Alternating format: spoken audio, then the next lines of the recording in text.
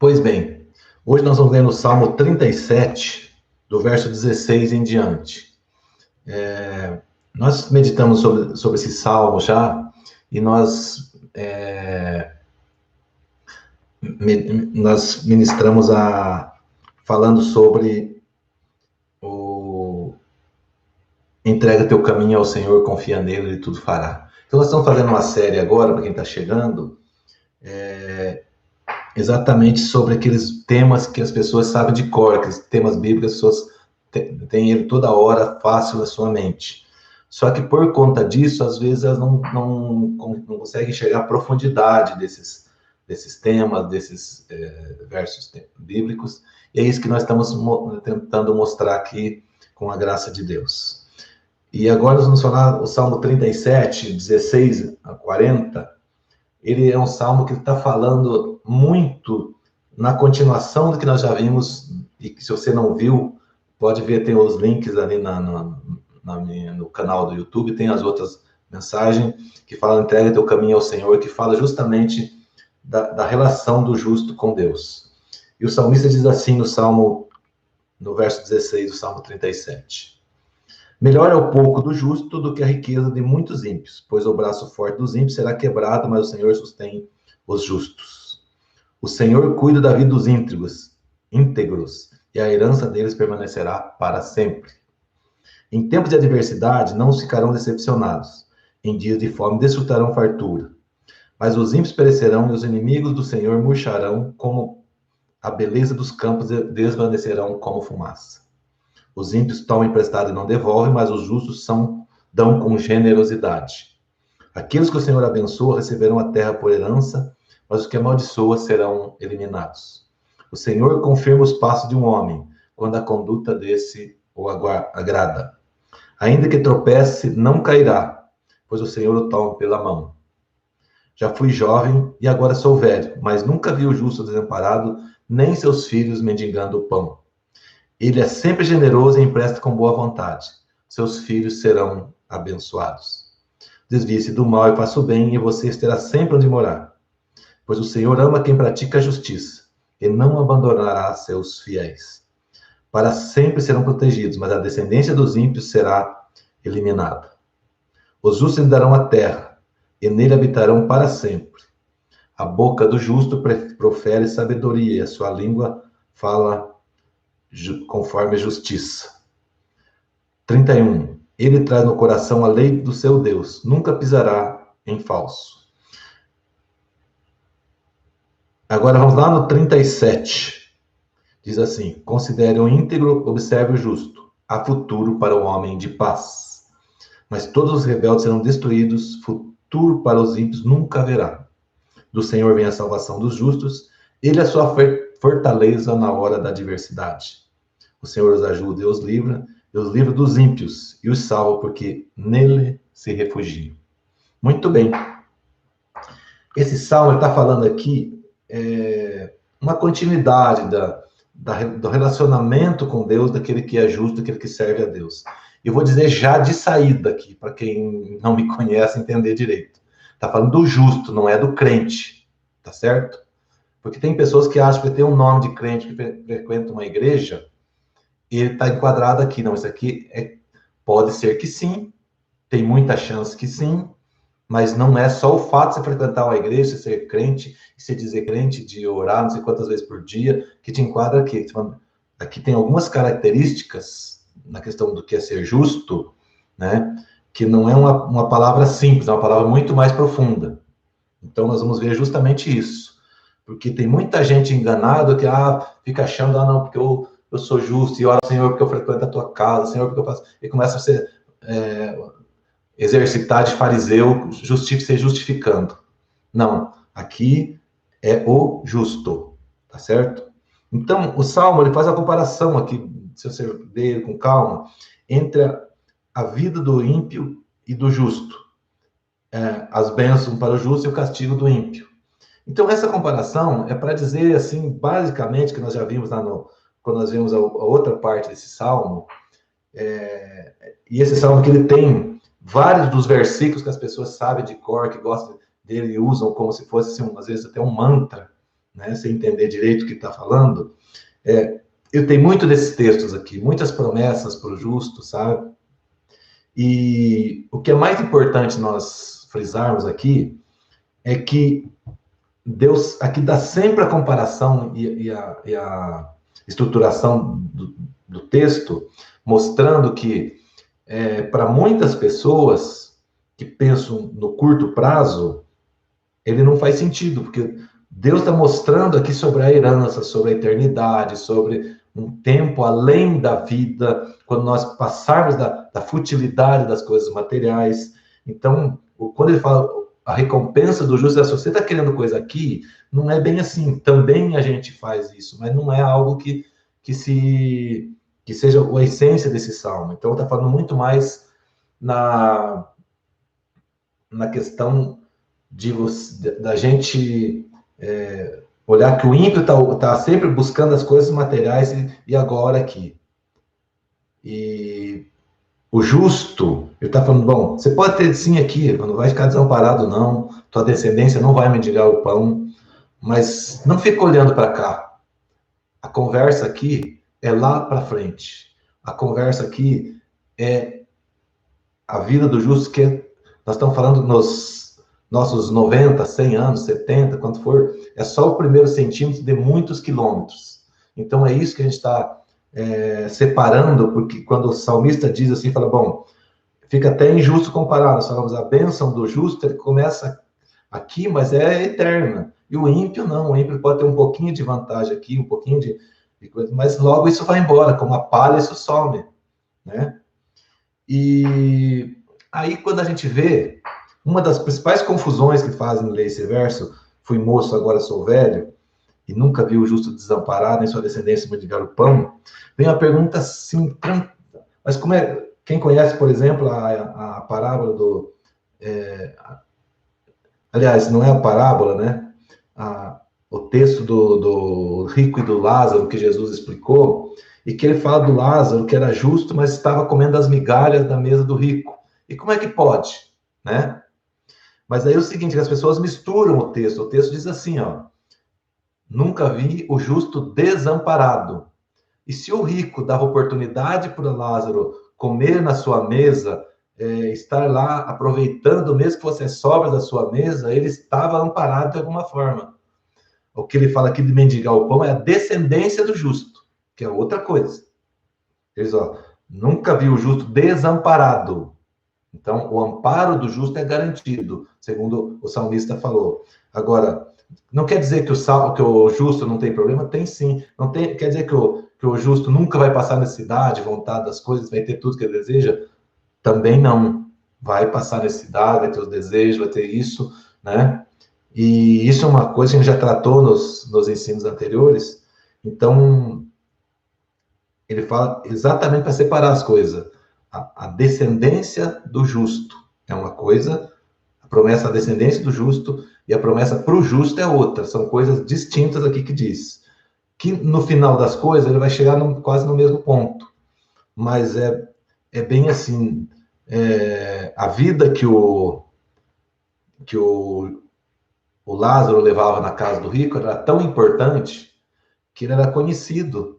E quando Jesus relata a situação de morte, o rico ainda queria explorar ele. Ele falou, não, meu caro, você já passou todos os seus, aproveitou tudo na tua vida, enquanto ele sofria lá, mas estava amparado.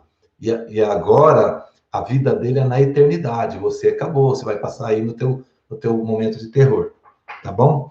Então, quando o salmista fala que não viu o justo desamparado e a sua descendência mendigar o pão, ele está lá, talvez embasado no ensino que está no Êxodo, no verso Êxodo 25 e 6, mais no 6, que fala sobre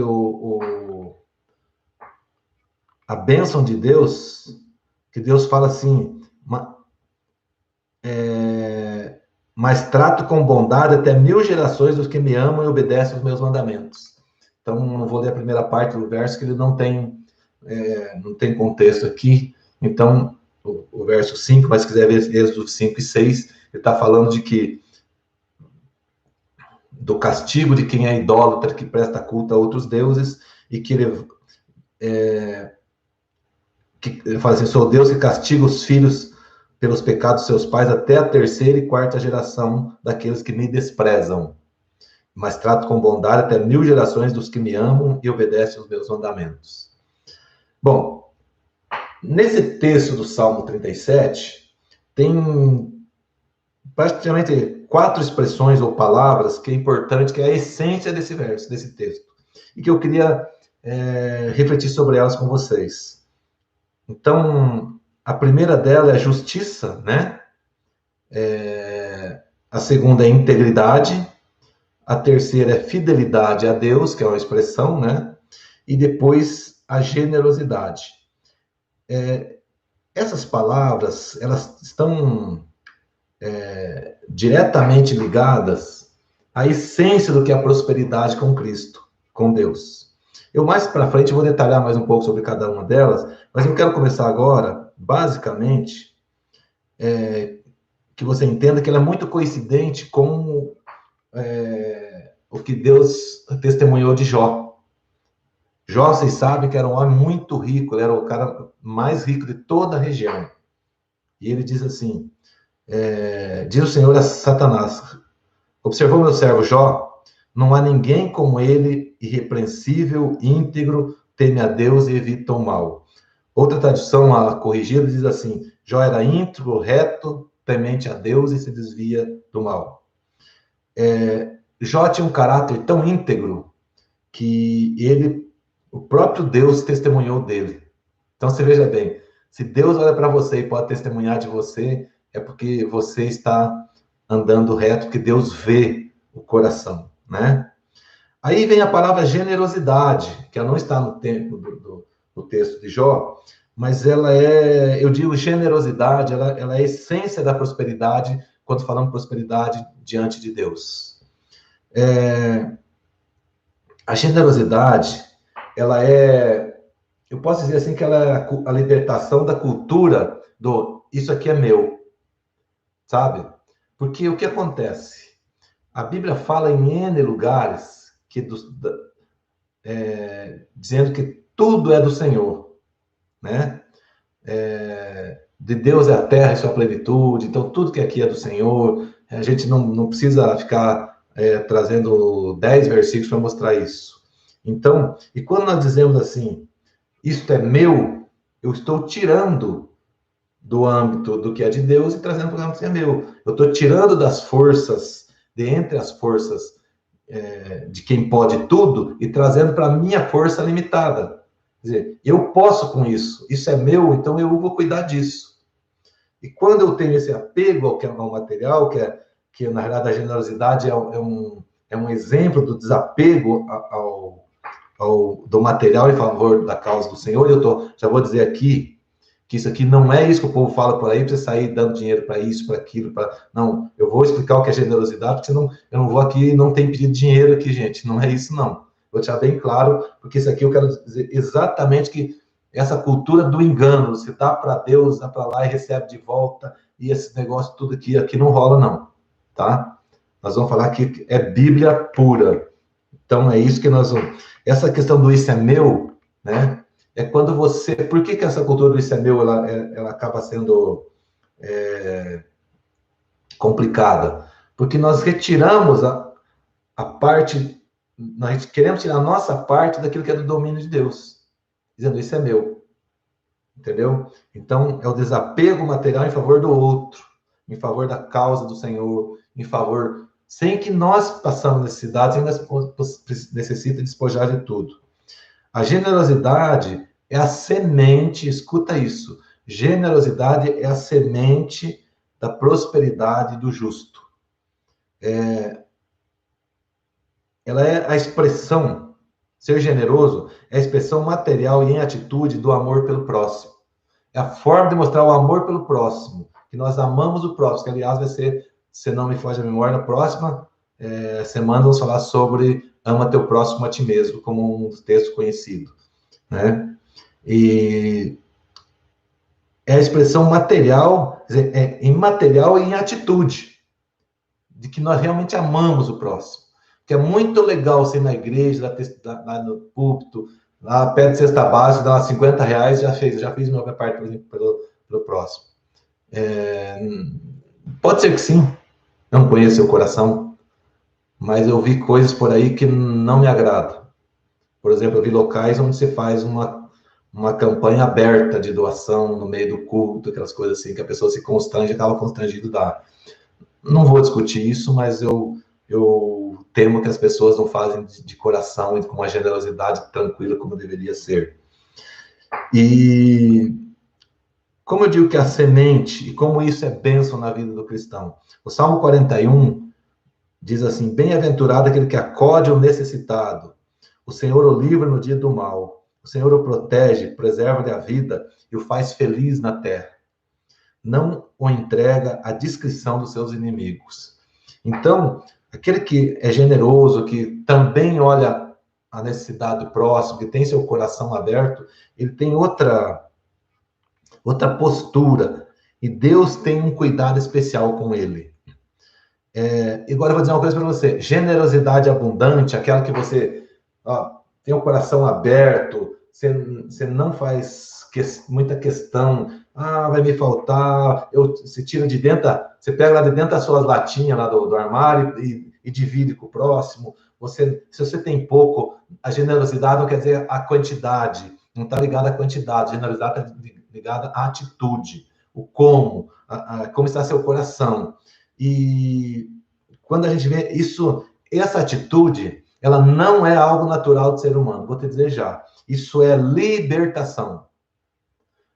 Porque eu vou te dizer uma coisa, somente pessoas cheias do Espírito Santo conseguem ser realmente generosas. Somente que generosa não é só com dinheiro, é com o tempo, é com atividade, é sair do seu... Você tem liberdade de fazer as coisas, você sai do seu trabalho, você sai da sua empresa, você sai no final de semana, você tem atividade para lá, você reparte seu tempo, você reparte um pouco do que você ganha, você reparte um pouco do seu carinho, você reparte seu conhecimento, você é generoso em todos os âmbitos da sua vida. Então, essa é uma libertação, porque a gente que assim, somos sempre tentados a ser generosos, achar que dar uma cesta básica para alguém é ser generoso. Gente, tem pessoas que isso é ser generoso muito. Mas tem pessoas que uma cesta básica não é 1% que ele ganha no mês. Né?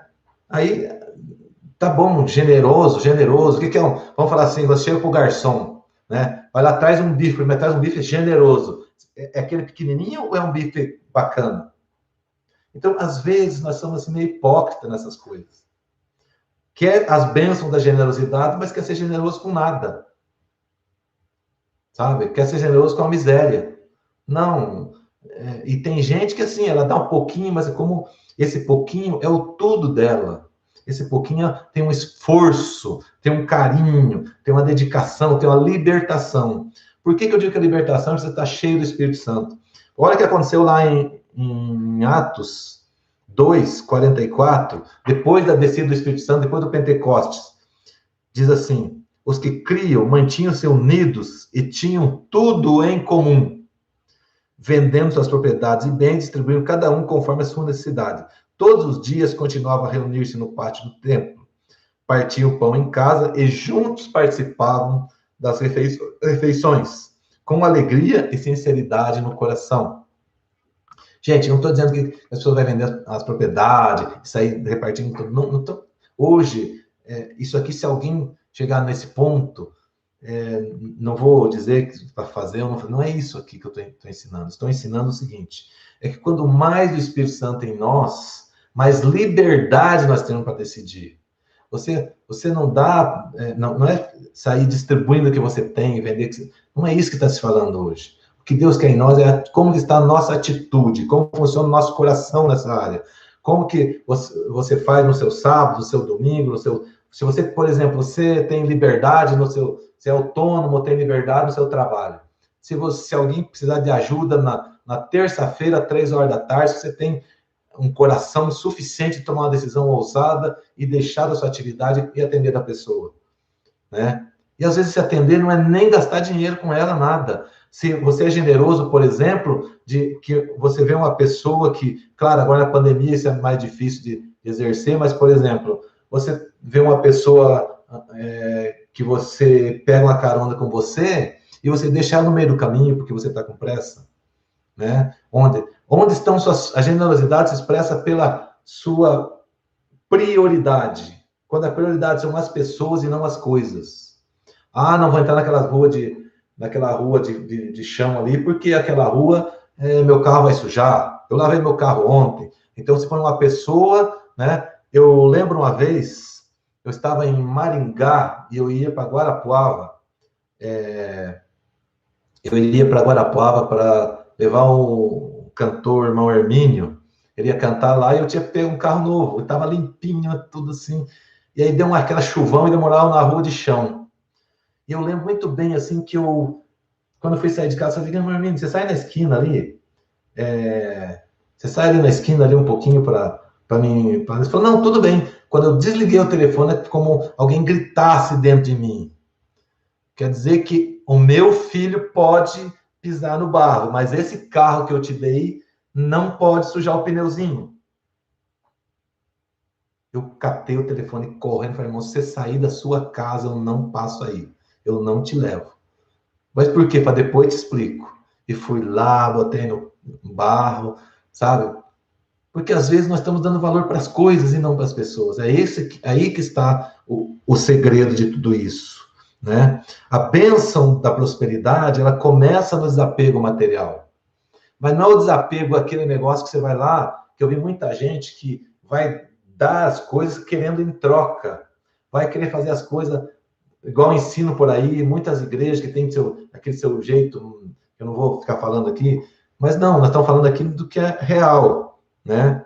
O desapego ao material é que você toma as decisões em função do seu coração e não do cérebro matemático que é financeiro. Você toma as decisões em função do que você é e não do que você tem. Então,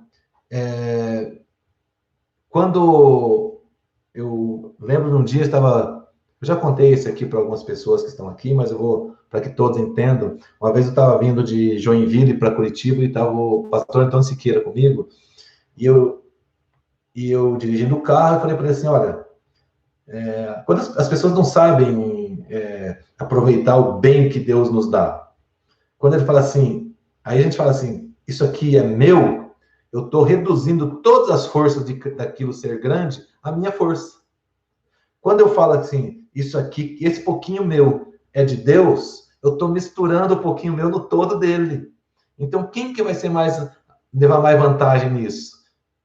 Nós conversando. Falei, falta de raciocínio nós querer achar que isso é meu, eu trazer para mim. Eu quero misturar um pouco meu no todo de Deus, né?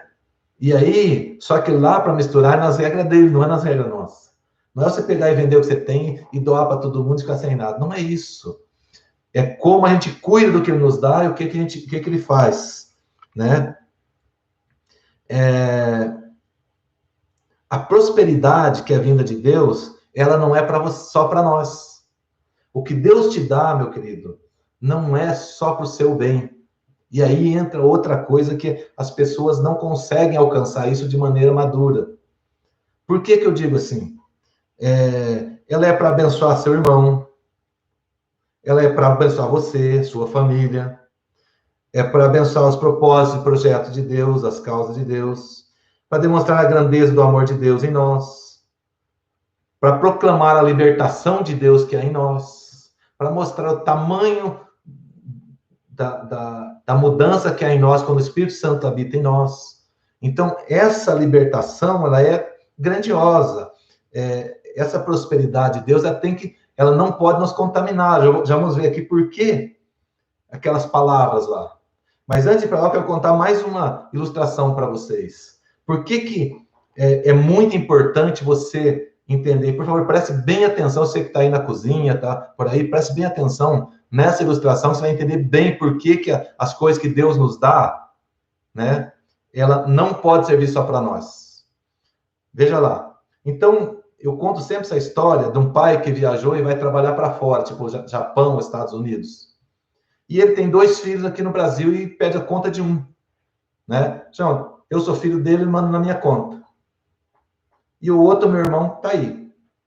E depois dos 2 anos depositando na minha conta, ele vem nos visitar os 2 filhos. Chega aqui, quando eu vou lá com o carro, pego ele no aeroporto, levo a minha casa, eu tenho um apartamentinho legal, tal. Ele falou, e o fulano, teu irmão? Fala, ele mora de aluguel lá no bairro, lá no fim do mundo. Vamos lá ver, ele chega lá, ele tá lá numa casinha de nada, bem crítica, uma rua sem asfalto, não tem carro, não tem nada. E eu falo, o que tá fazendo? Eu trabalho de pedreiro na construção. E você fala, não, eu tô meio desempregado agora, eu tô desempregado, tudo que eu recebo. Daí ele falou, mas você tá repartindo direito o dinheiro que eu mando para vocês? Por que ele tá numa condição tão diferente da sua?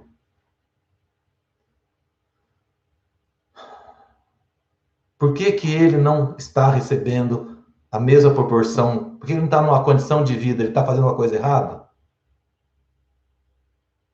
Ele está gastando demais? Aí quando pergunta para o outro, fala, não, é que o fulano, o Eroni, que recebe o dinheiro, ele está aí, diz que está guardando uma coisa, tal, e faz isso, nunca tem, de repente não tem, eu preciso de uma compra, me dá um dinheirinho para fazer uma comprinha, tal, e aí eu estou vivendo. Aí eu pergunto para você, no lugar desse pai, vendo que um filho recebe todo o dinheiro na conta dele e não distribui de maneira... E tem outro irmão que está sofrendo do lado. Ele vai voltar a trabalhar lá. Vai mandar dinheiro para os filhos de novo. Ele vai mandar dinheiro para esse filho que usa só para o seu bem? Você mandaria?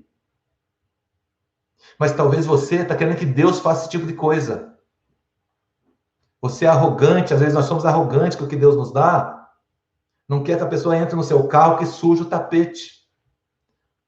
Não dá carona para o irmão, não abençoa. Às vezes, não é essas, mas às vezes o teu irmão está andando de ônibus e vai no mesmo caminho da sua casa, você não dá carona para ele. Estou falando agora da época da pandemia, estou falando como atitude. Às vezes nós queremos que Deus faça coisas que nem os homens conseguem fazer. Nem os homens têm condição de fazer. Acham mal, querendo que Deus faça. Você quer que Deus mande na sua conta? Então faça ele ser feliz. Mostra para ele que você faz os demais filhos deles que não são, que não tiveram o mesmo privilégio que você de receber dinheiro das bênçãos na conta. Mostra que você cuida deles também. Mostra que você cuida das coisas que Deus quer que você cuide. Deixemos de ser egoístas. Aí sim, a prosperidade de Deus vem para a nossa vida. Deus não tem compromisso de prosperar gente que é escravo do dinheiro. Mateus 6:24. Ninguém pode servir a 2 senhores, pois odiará um e amará o outro, ou se dedicará a um e desprezará o outro. Vocês não podem servir a Deus e ao dinheiro. O dinheiro foi algo que Deus colocou, a única coisa que Jesus colocou no mesmo patamar de Deus na nossa vida, um competidor de igual para igual. Ou é um ou é outro. Ah, mas então não posso ter dinheiro? Não, não é isso. Dinheiro na sua vida, você tem que ser senhor dele, não ele ser senhor da sua vida. Quando a primeira coisa para você ser generoso é você ser senhor do dinheiro na sua vida. Por que é ser senhor? É que as decisões você toma em função do que você acha melhor, mais correto. Você tem a coisa, vai dar muito dinheiro, mas está errado, você fala, não quero, não faço. Tem alguma coisa que você vai tomar prejuízo, mas é o certo a fazer, você assume o risco.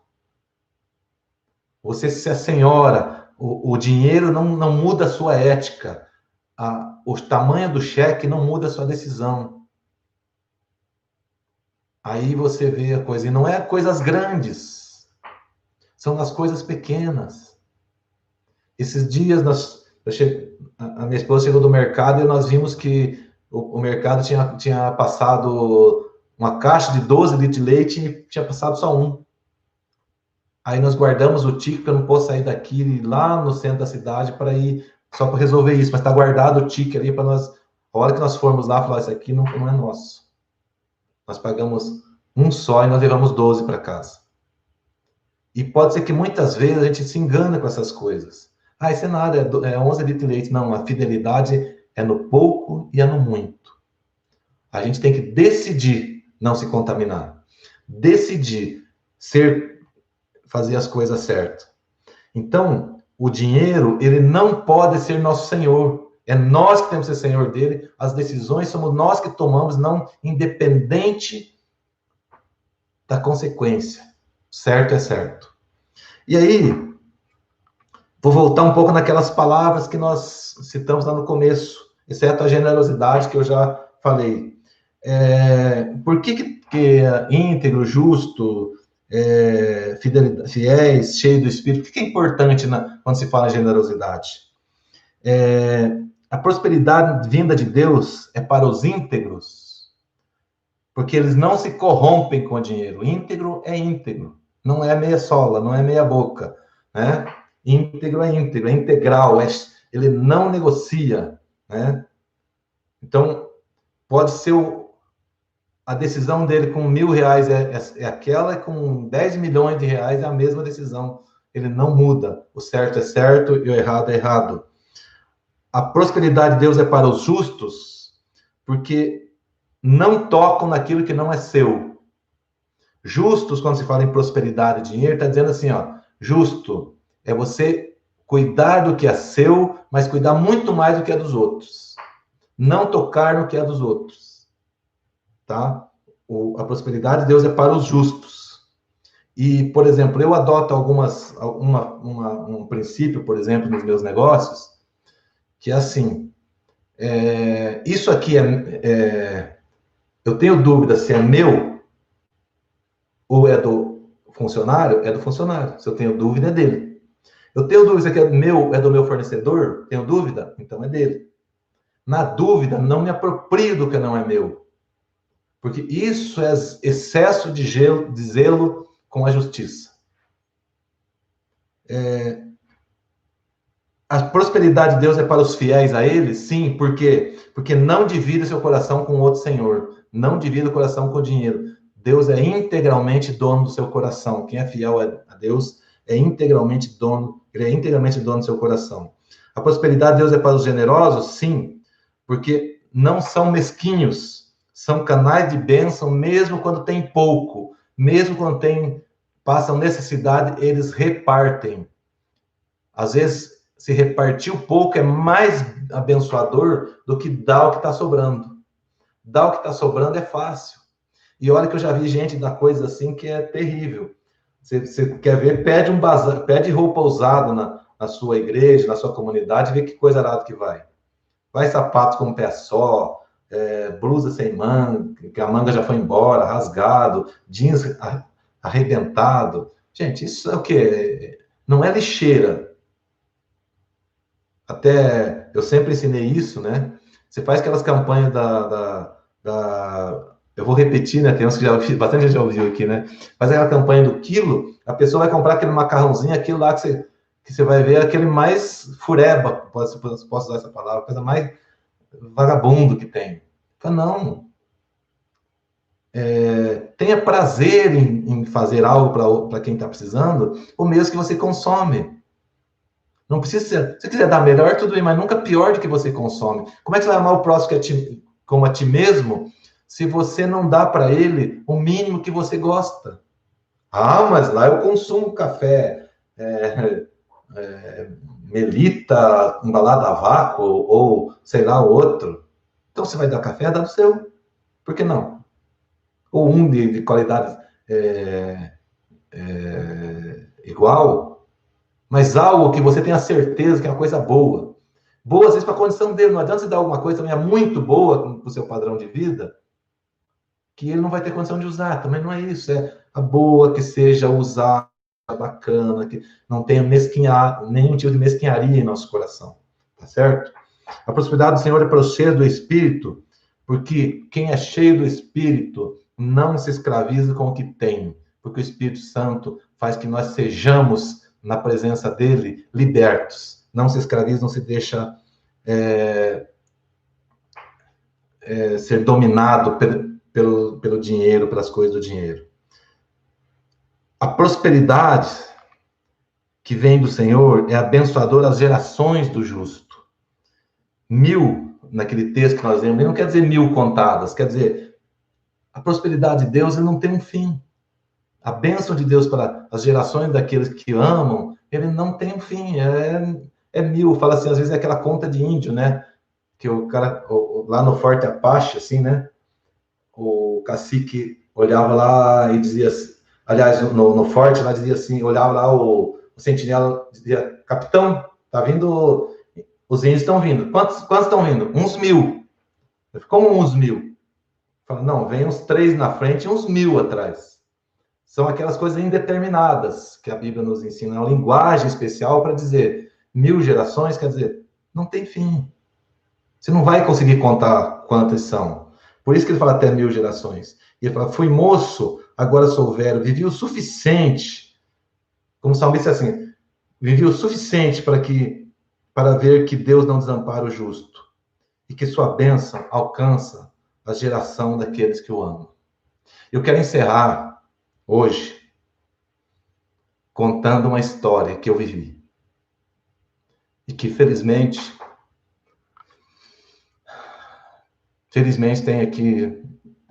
estão aqui 2 das pessoas que fazem parte dessa história. Eu não lembro exatamente o ano, mas recente a mudada para Londrina, eu fiz uma palestra para pequenos empresários, quem queria ter seu negócio lá. E eu lembro que ao terminar uma palestra, eu estava saindo quase perto da porta, fui abordado por uma senhora que eu não conhecia. E ela me disse assim, irmão, você podia me ajudar? Ela falou, eu me encostei na cadeira da igreja, falei, sim, pois não, o que é? É que é o seguinte, isso, se não me engano, era meio de maio. O meu esposo faleceu e ele tinha falecido em dezembro, muito próximo da data do Natal, inclusive, do ano anterior. E nós temos aqui e eu trabalho ali no frente do shopping, e nós vendemos salgado num trailer, mas não sabemos, tô perdido, sem saber o que fazer. Eu falei, tá bom, mãe, eu vou ver, vou conversar com a minha esposa, porque obviamente ela falou que era uma viúva, eu não conhecia os filhos dela, não sabia quem era. E aí eu precisei saber quem era, entendi. E a minha esposa marcou com ela e nós fomos na casa dela. Mas quando eu estava chegando na casa dela, Deus me falou as coisas mais lindas que eu já vivi na minha vida. Porque ele falou e cumpriu.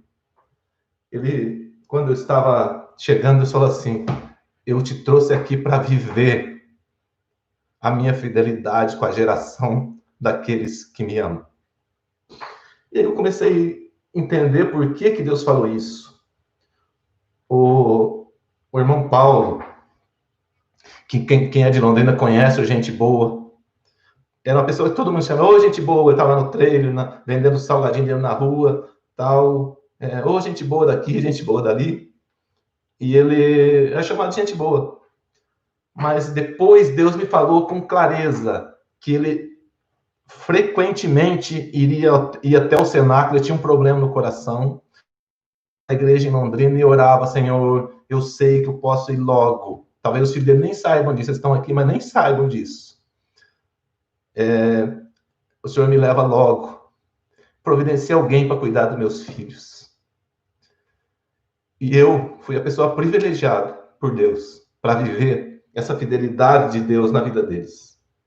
E ao viver isso, eu aprendi a lição maior da minha vida. Que chegou um tempo, como eles não sabiam nem lidar com dinheiro, a minha esposa cuidava do caixa deles, cuidava do dinheiro, até nós assumimos quase tudo naquele momento. Ajudei eles a arrumar os produtos, fiz tudo que eu sei fazer e tal, ajudei, coloquei lá e tal, orientava, né? Ajudava para lá, sabe? Puxava a orelha, né? Tá gastando demais, não tá? Trabalha aqui, tudo que era possível. Mas uma coisa eu posso dizer para vocês. Tinha manhã assim que a minha esposa dizia, olha, tem muita coisa para pagar hoje e não vai dar. O que eu vou fazer? Eu falei, espera chegar tarde. E o que acontecia que chegava tarde? Não sabia de onde. Vinha gente comprar de todo lado e o negócio vinha, né? E eu lembro um dia, Neto, você não sabe disso também, que o Neto chegou em minha casa num Honda Civic e eu estava com Peugeot. Eu não tenho dificuldade com isso. E nem fiquei de maneira nenhuma enciumado com isso. Eu glorifiquei a Deus, falei, Deus, eu estou vendo a generosidade do Senhor. Eu estou vendo a fidelidade do Senhor com as gerações daqueles que amam o Senhor. Então, quando eu falo esse texto para vocês, porque eu vivi e vivo isso. Está aqui o Neto e está aqui a Kedma, que está aqui. Hoje eu pedi para eles, vem que eu quero que vocês tenham ali para ser testemunha disso. Hoje eles têm, eu não sei exatamente quando, as 4, 5 lanchonetes em Londrina, daquele trailer. Eu vi esse dia que a Kedma está construindo uma casa com piscina, né, trabalhando muito, é claro, mas trouxeram a bênção de Deus sobre as suas vidas. Eu queria te encerrar dizendo, a fidelidade do Senhor é com as gerações daqueles que o amam, que amam a Ele mais do que o dinheiro.